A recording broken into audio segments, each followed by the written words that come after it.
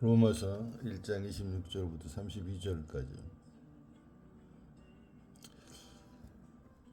에이즈병의 원인이 동성애를 오는 경우가 90% 이상입니다. 순리로 가지 않을 때 많은 문제들이 발생하게 됩니다. 어떤 목사님이 설교를 하면서 성도들이 쥐새끼 같다고 했습니다. 그 설교를 듣고 있던 신자가 벌떡 일어서서 목사님이 왜 교인들을 쥐새끼 같다고 하느냐, 사과하라고 했습니다. 목사가 어떻게 신자들에게 쥐새끼 같다고 말할 수 있느냐고. 그 목사는 그 교인의 요청을 따라서 사과했습니다. 그러나 그 사과는 교인들이 아닌 이 세상의 모든 쥐들에게 사과를 했습니다. 쥐들아, 내가 너희를 사람과 같이 취급해서 미안하구나. 너희들은 너희들의 위치를 지키고 있으나 사람은 그렇지 않으니까 너희가 사람보다 더 뛰어나다. 왜냐하면 쥐들은 하나님이 창조한 원칙에서 자기들이 할 일을 하며 자기 위치를 지키고 있습니다. 그러나 사람들은 하나님이 정하신 위치에 있지 않고 빗나가 있습니다. 죄는 헬라어로 하마르티아인데 그 뜻은 관역을 빗나가다는 뜻입니다. 하나님의 모든 피조물들은 태양이든 달이든 별이든 하늘, 바다, 동물, 식물, 이 모든 것들은 하나님이 정하신 위치를 따라서 움직입니다. 피조물들은 자기들의 자리를 벗어나지 않습니다. 그러나 사람만 자기 자리를 벗어나며 관역을 빗나가고 자기들 마음에 이끄는 대로 삽니다. 하나님은 남자와 여자가 합한다고 했습니다. 그러나 남자는 남자끼리, 여자는 여자끼리 관계를 하며 크게 빗나가고 있습니다. 욕망에 이끌리는 사람들은 순리를 버리고 영리를 따릅니다. 그들은 치유될 수 없는 질병을 얻게 됩니다. 사람의 본분은 하나님을 사랑하며 순종하며 사는 게 합당합니다. 그러나 모든 피조물 중에 사람만 빗나가서 자기 마음대로 살다가 비참한 최후를 얻게 됩니다. 물론 동성애만 죄가 나머지는 아니다라는 뜻이 아닙니다. 또 동성애만 큰 죄고 나머지는 작은 죄다라는 뜻도 아닙니다. 하나님을 향하지 않는 것, 즉 예수를 믿지 않는 모든 것이 죄입니다. 동성애는 빗나가는 것이 실질적인 예가 되기 때문에 이걸 사용한 뿐입니다. 1장 26절부터 27절까지 보면 남자는 남자에게, 여자는 여자에게 서로 음욕을 부릴듯이 한다고 합니다. 그것에 대한 대가를 지불하게 됩니다. 사실 남자가 남자를 사랑하는 자기를 사랑하는 것입니다. 자기를 사랑하는 것이 죄인 줄을 모릅니다. 오히려 세상은 자기를 사랑하라고 가르칩니다. 성경의 가르침과 반대가 되는 세상이 기독교를 싫어하고 미워하게 되는 것입니다. 28절을 보면 또한 그들이 마음에 하나님 두기 싫어해서 하나님이 그들을 내버려 두셨다고 말씀하고 있습니다. 하나님을 마음에 두기 싫어하는 사람은 자기 마음대로 하고 싶어 합니다. 그래서 그들은 하나님에게 간섭하지 말라고 말합니다. 자기가 하나님의 말씀을 지킬 수 있으니 하나님은 축복만 하라는 것입니다. 하나님 도움 없이도 잘 살 수 있다고 생각합니다. 그건 너무나 어리석은 고백입니다. 그것은 마치 물고기가 물 밖으로 튀어나가면서 나는 물 밖에서도 잘 살 수 있다고 하는 것과 같습니다. 물고기는 물 밖으로 튀어나가면 물고기가 처음엔 새롭고 신선하겠지요. 그러나 결국은 숨 쉴 수 없고 답답해 죽게 되고 썩은 냄새가 진동을 할 것입니다.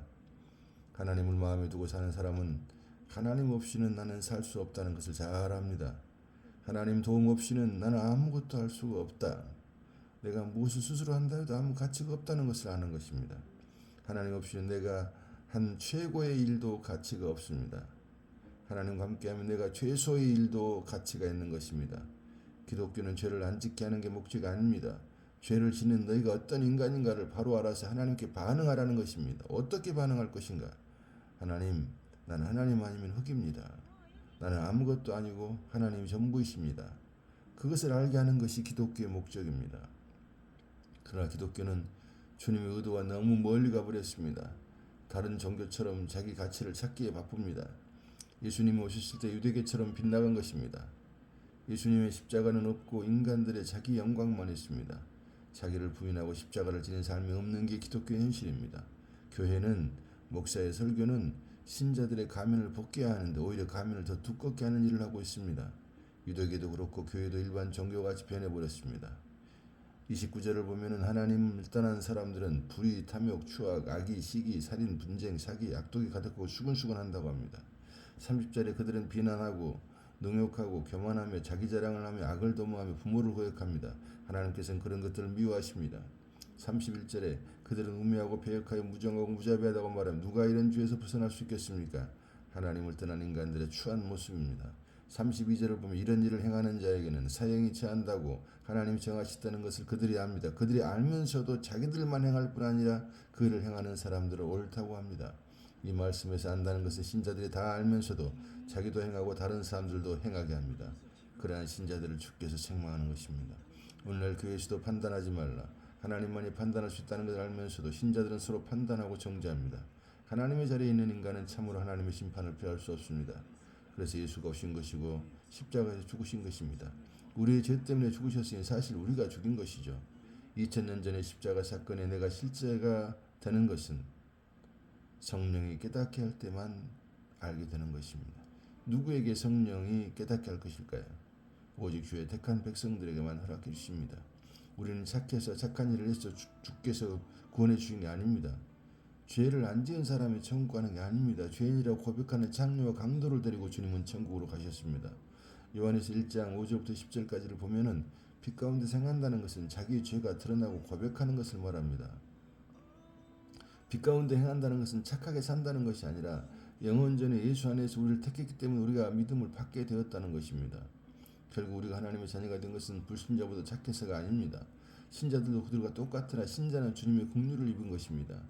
그리고 신자들에게 성령이 임하시면 죄가 지긋지긋하고 성령의 도우심으로 죄를 이기는 삶을 살기도 합니다. 그러나 또 반복되는 마음의 죄들을 보면서 주님이 오시는 거나 주님 나라 가는 것을 사모하며 살게 됐습니다. 이 땅에 살면서 내가 잘나서 주의 백성이 된 것이 아니라 오직 예수 때문이라는 것을 알게 됩니다. 이것이 빛 가운데 행하는 것입니다. 죄인 우리가 얼마나 추악한가를 깨달아야 합니다. 빛이 없으면 깨달을 수가 없습니다. 빛 가운데 행한다는 것은 바로 내가 그런 자인 것을 고백하고 하나님께 주님의 은혜가 아니면 나는 끝입니다라는 그런 고백을 올려드리는 것이 빛 가운데 행한다는 의미입니다. 가면을 쓰고 사는 나를 주께서 폭로시킬 때 주님 앞에 무릎 꿇고 주여 나를 떠나소서 해야 합니다. 예수가 아니면 지옥 가는 게 마땅하다고 고백할 때 하나님이 우리에게 의롭다고 하시는 것입니다. 사람들은 가면 위에 가면을 쓰고 삽니다. 사람은 다 똑같은데 착한 사람, 유명한 사람일수록 가면을 겹겹이 쓰고 사는 것입니다. 그러나 누가 폭로되면 자기를 감추기 위해 판단하고 정죄하며 공격합니다. 자기는 괜찮은 사람인 것처럼 삽니다. 자기의 속마음이 폭로될까봐 전전긍긍하다가 포장을 더하든지 자살로 못을 냅니다. 아무도 자기를 폭로할 수 없고 자기가 죽으면 자기와 상관이 없고 상처받지 않기 때문입니다. 자살은 또 하나의 완벽한 가면입니다. 자살이 완벽한 도피 같지만 하나님 앞에서 완전히 폭로될 것입니다. 그것을 두려워하는 사람들이 참된 신자입니다. 참된 신자는 누굴 비판하고 정죄하지 않습니다. 남을 판단하고 비판하는 사람들은 자기의 그런 모습을 감추기 위한 쇼를 하고 있는 것입니다.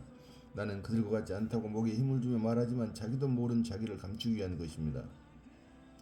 예수님에게 사람들이 간음하다 붙잡힌 자를 데리고 와서 판단하고 정죄하고 죽이려 합니다.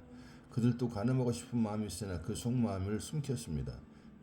그리고 그 여자를 죽이려고 합니다. 그때 예수님이 죄 없는 자가 돌로 치려고 합니다. 너희는 간음 안 하고 싶었니? 그런 마음에 없었던 사람은 돌로 그 여자를 치라고 예수님 말씀하셨습니다. 율법의 탐심은 명백히 죄라고 나와 있습니다. 그들은 율법을 잘 압니다. 그들의 마음이 주님께 들킨 것입니다.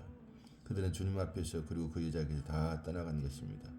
우리는 하나님 앞에 살고 하나님을 모시는 삶을 살면 누구도 판단하거나 정죄하지 않으려고 합니다. 내가 죄인 중에 계시는데 누구를 판단하고 정죄할 수 있단 말입니까? 사람이 어떻게 죄를 지을 수 있느냐? 나는 저 사람과 같이 죄 짓지 않고 나는 저 사람도 낫다고 하는 사람들이 바리새인들입니다. 내가 1만 달란트 탕감받은 자에게 누구를 고발할 수 있겠습니까? 많은 신자들이 예수의 은혜와 예수의 은혜와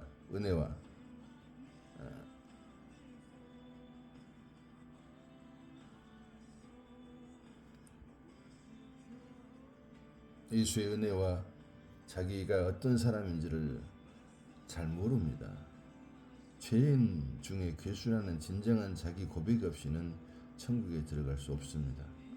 참된 신자는 하나님만 두려워하고 어떤 일도 어떤 사람도 두려워하지 않습니다. 하나님을 모시는 사람들이 더 이상 판단과 정죄의 자리에 있지 않습니다. 우리는 어떻습니까?